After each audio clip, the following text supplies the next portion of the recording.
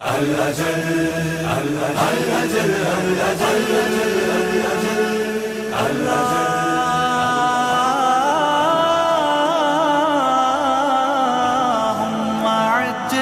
وليك اللهم عجل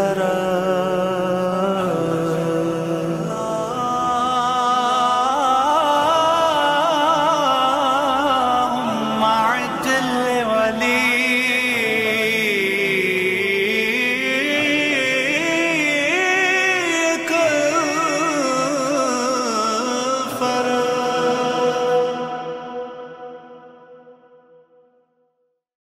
أعوذ بالله من الشيطان الرجيم. بسم الله الرحمن الرحيم.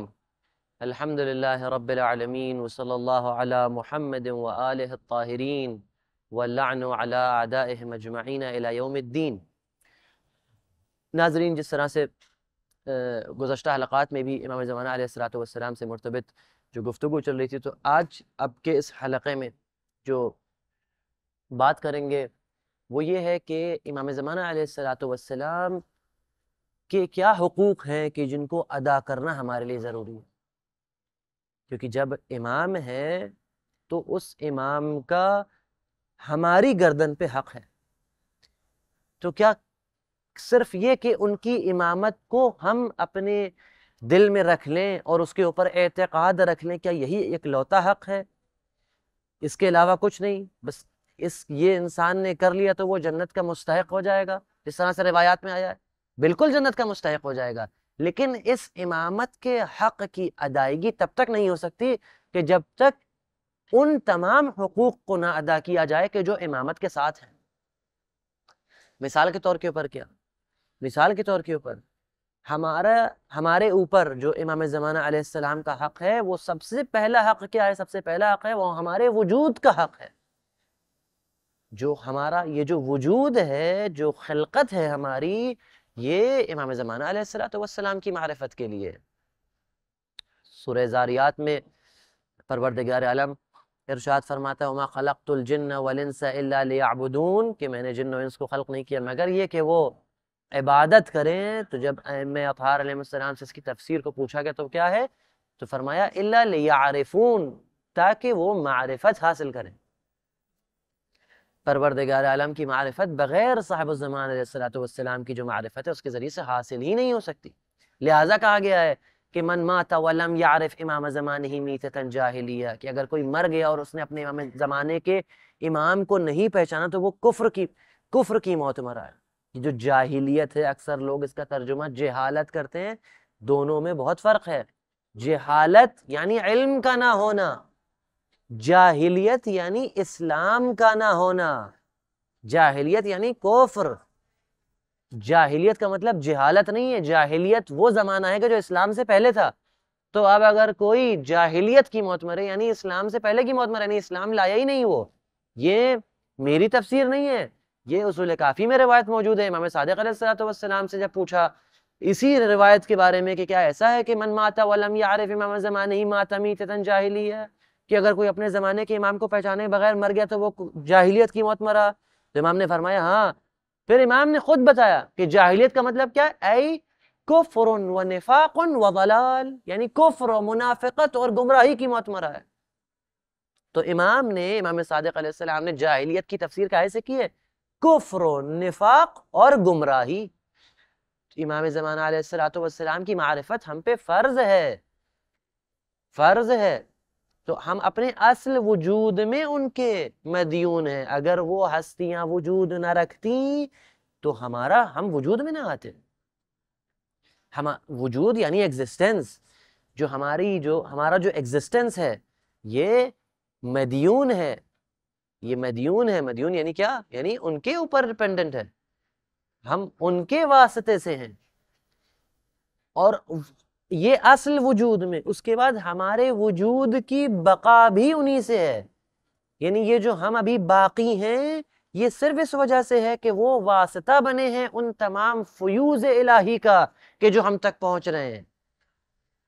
یہ جو ہمارے اس وقت ہاتھ ہل رہے ہیں، زبان چل رہی ہے، ہم حرکت کر سکتے ہیں، ادھر سے ادھر جا سکتے ہیں، یہ جو ہمارے اندر ابھی پروردگار عالم نے انرجی باقی رکھی ہے، اس کا واسطہ کیا ہے؟ اس کا واسطہ امام زمانہ علیہ الصلوۃ والسلام، اس کا واسطہ اہل بیت طاہرین علیہ السلام ہے۔ یہ متعدد روایات سے ثابت ہے۔ خود دعائیں ندبہ میں آپ کیا پڑھتے ہیں؟ آپ پڑھتے ہیں این السبب المتصل بین الارض والسماء، زمین اور آسمان اپنی جگہ پہ ٹکا، اس کا سبب کہاں ہے؟ سبب یعنی کیا؟ یعنی اس کا ریزن کہاں ہے؟ یعنی وہ وجہ ہے، وہ وجہ ہے کہ زمین اپنی جگہ پہ ہے اور آسمان اپنی جگہ پہ ٹکا ہے، زمین پھٹ نہیں رہی ہے، آسمان زمین پہ ٹوٹ نہیں پڑ رہا ہے۔ اس کی وجہ کیا ہے؟ اس کی وجہ امام زمانہ علیہ الصلوۃ والسلام ہے۔ لہٰذا کتنی روایات ہیں، آپ اصول کافی میں پہلی جلد میں جو باب الحجت ہے اس کے اندر آپ روایات جا کے ملاحظہ فرمائیں گے تو شاید دیکھیں گے کہ 20 روایات ایک کے بعد ایک ہیں، اس کا سب کا مضمون کیا ہے کہ لولا الحجت لساخت الارض باہلھا، کہ اگر زمین نہ ہو تو، اگر حجت خدا زمین کے اوپر نہ ہو، لساخت الارض باہلھا، تو زمین اپنے اہل کو کھا جائے گی، اپنے اہل کو اپنے اندر نگل لے جائے گی۔ اور کتنی ساری روایات ہیں کہ جو پروردگار عالم نے حجت کو سب سے پہلے رکھا ہے۔ روایات یہ ہے کہ الحجت قبل الخلق مع الخلق و بعد الخلق، یعنی پروردگار عالم کی جو حجت ہے وہ خلق سے پہلے بھی ہے، خلقت سے پہلے بھی حجت موجود رہے گی، خلقت کے ساتھ بھی، مخلوقات کے ساتھ اللہ کی حجت باقی رہے گی، اور بعد الخلق، مخلوقات کے ختم ہونے کے بعد بھی آخری جو ہے وہ حجت ہے، آخری انسان جو قتل ہوگا زمین پر وہ حجت خدا ہوگا، تاکہ ایک لحظہ بھی ایسا نہ ہو کہ جو کیا ہو، کہ جو بغیر حجت کے گزارا جائے۔ تو جو پہلا انسان زمین کے اوپر آئے جناب آدم، وہ بھی حجت تھے، اس کے بعد انسان آئے ہیں، پہلے ہادی یعنی حجت خدا، اس کے بعد انسان، پھر جتنے انسان رہے سب کے ساتھ انبیاء، پیغمبران، ان کے اوصیاء موجود رہے اور ان کے بعد تک رہیں گے، تاکہ ایک لحظہ بھی بغیر حجت کے زمین کے اوپر نہ پایا جائے۔ کیوں؟ کیونکہ لولا الحجت لساخت الارض باہلھا، زمین اپنے اہل کو کھا جائے گی۔ یا بعض دوسری روایات میں ہے کہ ملتا یہ ہے کہ لو کان فی الارض اثنان، اگر زمین کے اوپر 2 لوگ ہوں گے، لکان احدہما حجت، تو ان میں سے ایک حجت خدا ہوگا۔ دیکھیں کتنی زیادہ دقت کی گئی ہے۔ لہٰذا اگر حجت خدا نہ ہو تو انسان باقی ہی نہیں رہ سکتا ہے، اپنے حقوق میں، اپنے جو انسان ہے وہ باقی نہیں رہ سکتا ان سب زمین کے اوپر، زمین پھٹ پڑے گی۔ یہ ایک اور حق ہے کہ جس طرح سے ہم اپنے ایگزسٹنس میں ان کے اوپر، اپنے جو ہمیں وجود ملا ہے اس میں امام زمانہ علیہ الصلوۃ والسلام کے اوپر ہم ڈیپینڈنٹ ہیں، وہ واسطہ ہیں، اسی طرح سے ہمارے وجود کے باقی رہنے میں بھی امام زمانہ علیہ الصلوۃ والسلام جو ہیں واسطہ ہیں، کہ اگر وہ نہ ہو تو یہ واسطہ بیچ میں ٹوٹ جائے۔ جس طرح سے زمین اور آسمان اپنی جگہ نہیں رکیں گے، چاند اور سورج اپنی جگہ پہ نہیں رکیں گے، تو عام انسان بھی اپنی جگہ پہ نہیں رک سکتا، اور زمین اس کو بھی اپنے اندر کھا جائے۔ وصلی اللہ علی محمد وآلہ الطاہرین۔